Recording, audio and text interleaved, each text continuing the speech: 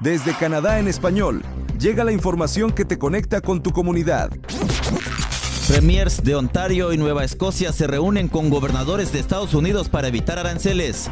Canadá elimina más de la mitad de las barreras comerciales internas ante la amenaza de aranceles de Estados Unidos.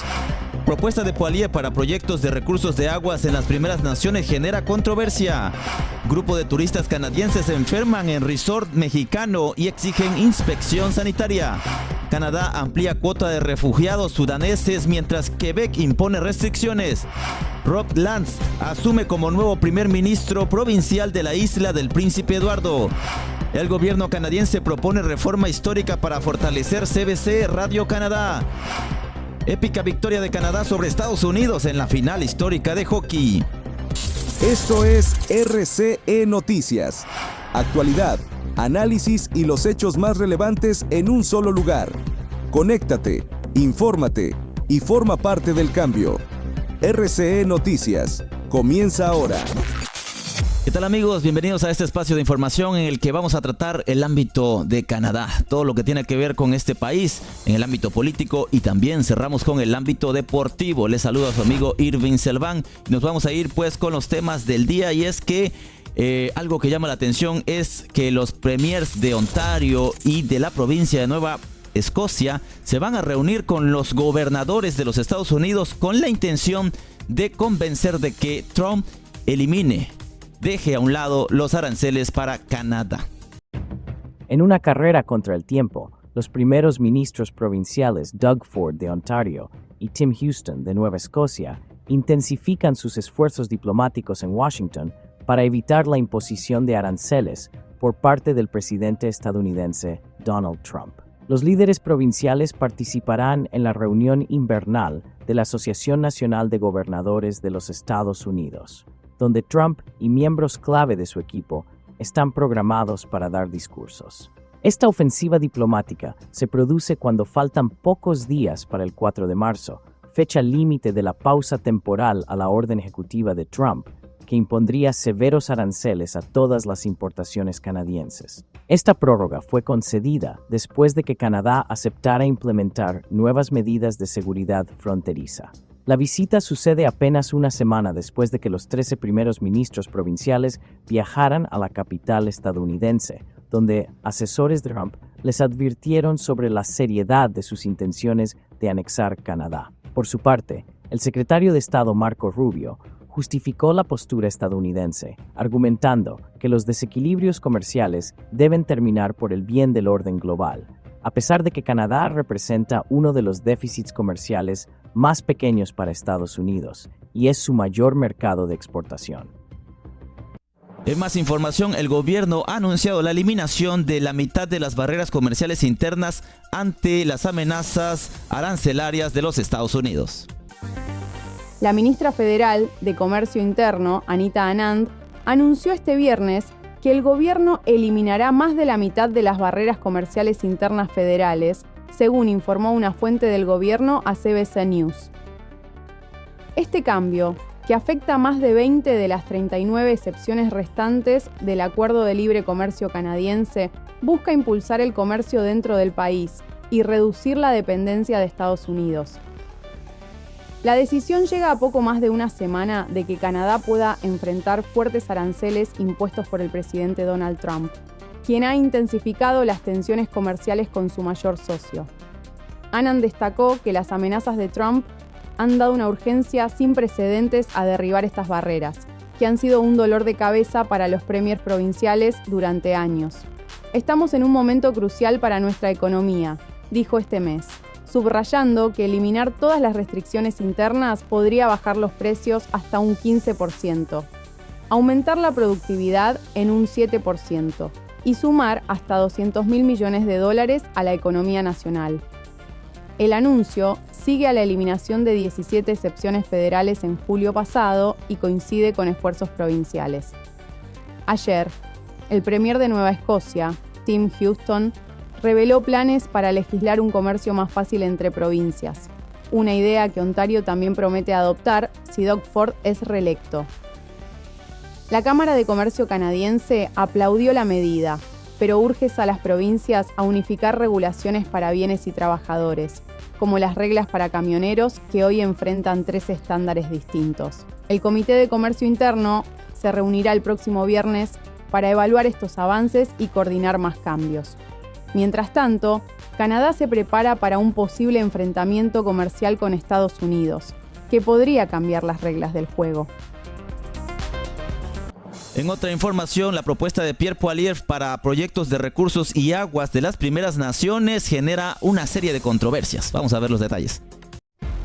El líder conservador Pierre Poilievre desató polémica al proponer incentivos para que las primeras naciones apoyen proyectos de recursos naturales. En un discurso en la capital, Poilievre prometió que, de llegar al poder, permitiría a las empresas destinar una parte de sus impuestos federales a las comunidades indígenas, fondos que podrían usarse para agua potable y un mejor futuro. Quiero que las primeras naciones sean las más ricas del mundo, afirmó, al tiempo que anunció planes para derogar la Ley C-69, que exige evaluar el impacto ambiental y los derechos indígenas en estos proyectos y acelerar permisos para explotar la región minera Ring of Fire en Ontario. Las reacciones no se hicieron esperar. Expertos como Hayden King del Instituto Yellowhead en Toronto acusaron a Poilievre de ignorar las obligaciones constitucionales de consulta con los pueblos indígenas, advirtiendo que podría terminar en los tribunales. Es una filosofía que acelera tensiones del pasado como las que impulsaron el movimiento Idle No More bajo Stephen Harper, señaló King. Por su parte, Dawn Martin Hill, investigadora de agua en Six Nations, calificó la propuesta como un eco de promesas vacías al estilo de Donald Trump.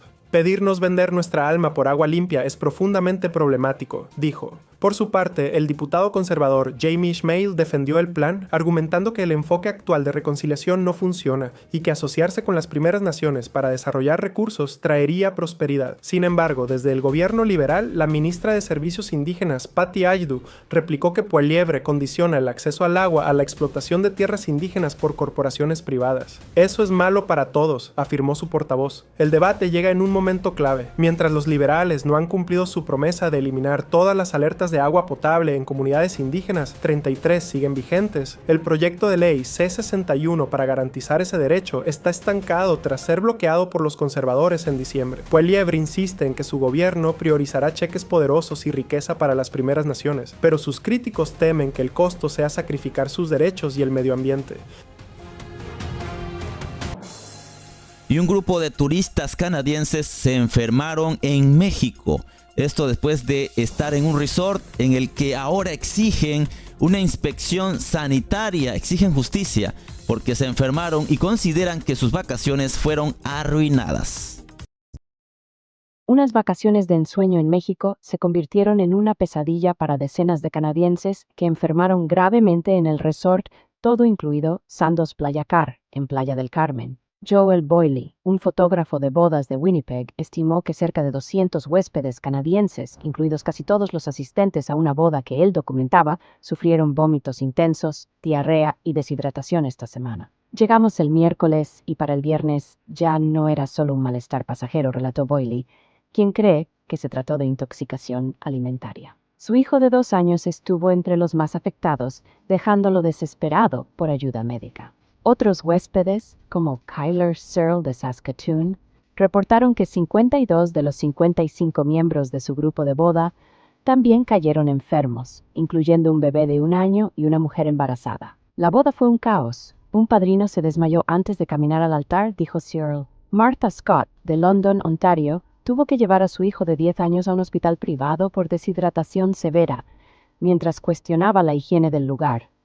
El agua olía a alcantarilla. Los afectados denuncian que el resort no hizo lo suficiente para contener el brote. Un médico local sugirió que el agua estaría contaminada, y ahora los canadienses exigen una inspección completa a las autoridades mexicanas. Sandos Playa Car, por su parte, atribuye los casos a un aumento de enfermedades gastrointestinales estacionales, como el norovirus, y dice que el problema no es exclusivo de sus instalaciones. El epidemiólogo Tim Sly, de la Universidad Metropolitana de Toronto, advierte que estos brotes son comunes en resorts con grandes concentraciones de personas, pero subraya la necesidad de pruebas para confirmar la causa. Mientras tanto, las familias afectadas lamentan vacaciones arruinadas y piden respuesta. Ahorraron todo el año para esto y terminó en una pesadilla, dijo Scott.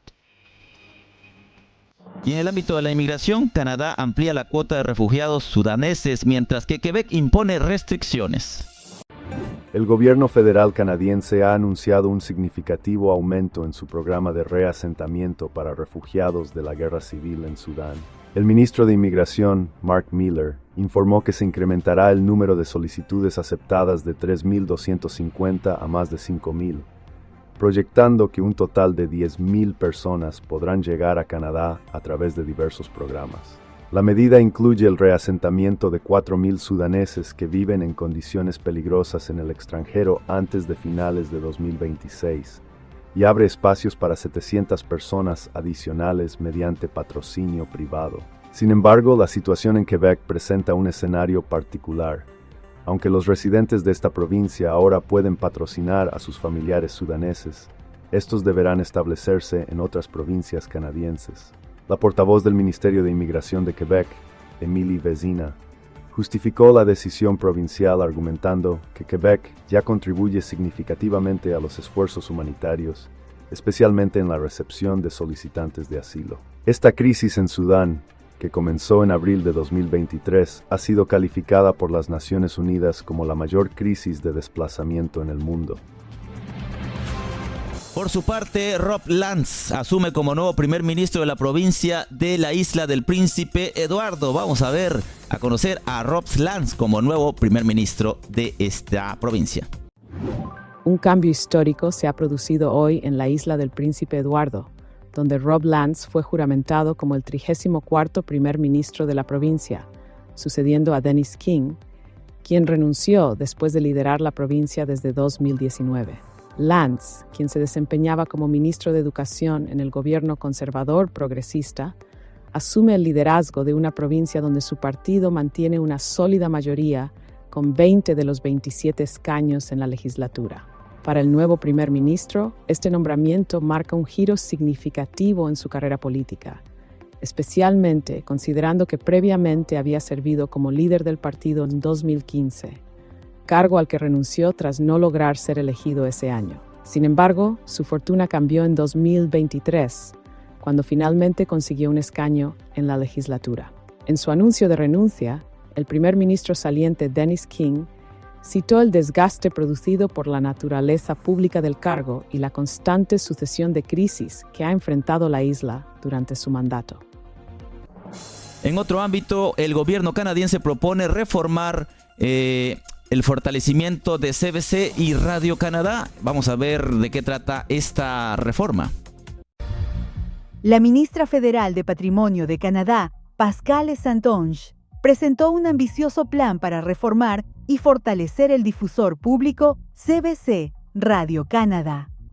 La propuesta incluye casi duplicar el financiamiento actual, llevándolo de $33 a $62 per cápita, lo que representaría una inversión anual de aproximadamente $2.500 millones.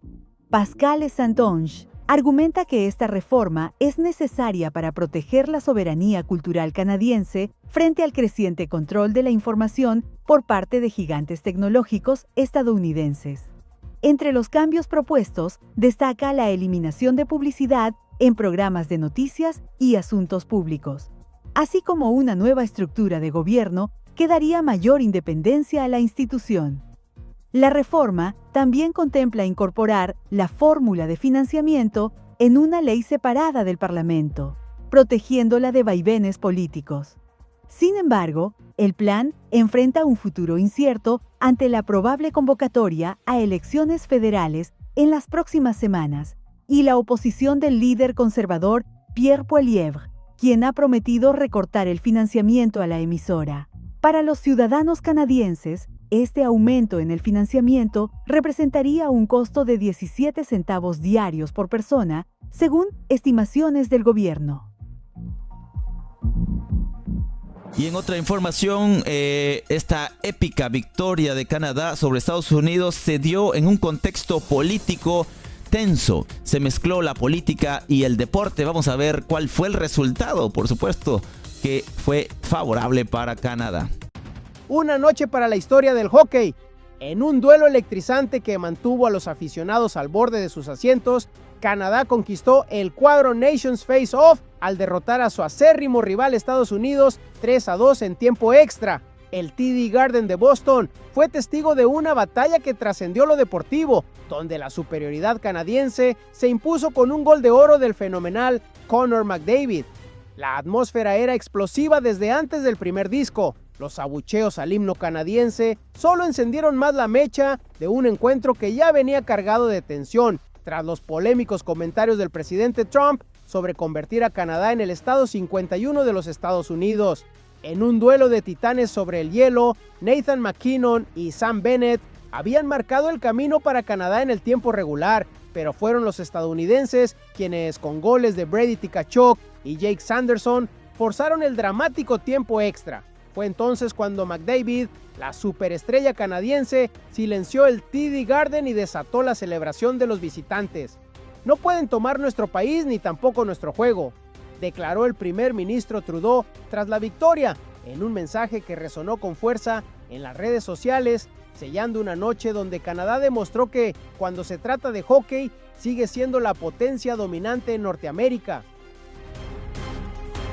Queridos amigos, y así llegamos al final de RC Noticias de este viernes. Les agradezco por supuesto su compañía. Quédense con más de Canadá en español. Nos vemos en la próxima edición. Que tengan un excelente fin de semana. Esto fue RCE Noticias, con la conducción de Irving Selván. Mantente informado todos los días con las noticias más relevantes de Canadá y del mundo hispanohablante. Sigue conectado a nuestra programación y no te pierdas las próximas emisiones. Aquí, en Canadá en español. Hasta la próxima. Canadá en español y RCE Noticias presentaron